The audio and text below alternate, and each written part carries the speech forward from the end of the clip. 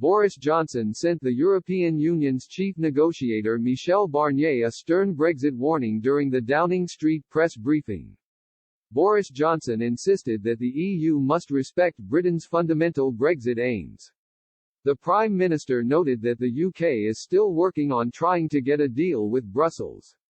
Speaking at the Downing Street briefing on coronavirus, Mr. Johnson said, "On Brexit and where we are with the negotiation, we remain absolutely committed to trying to get a deal if we can. I think our friend knows what the UK's bottom line is and what people voted for on June 23, 2016. They voted to take back control. It's about making sure the UK is able to run its own laws, its own fisheries and so on.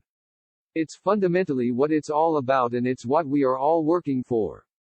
Mr. Johnson remains optimistic that Britain can get a post-Brexit trade deal, Downing Street has said amid warnings talks with the EU have reached a make-or-break point. Mr. Barnier briefed ambassadors from the 27 member states on the latest negotiations amid little sign of progress on the key issues.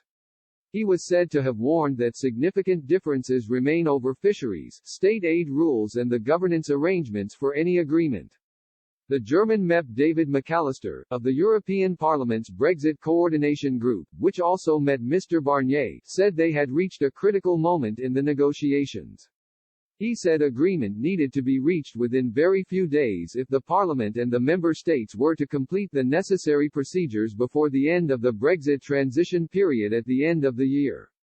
This is the critical moment where principles need to be translated into rules and, more importantly, rules need to be guaranteed by a robust enforcement framework, he tweeted. The Prime Minister's press secretary Allegra Stratton said Mr. Johnson still had the greatest confidence in the UK's chief negotiator Lord Frost.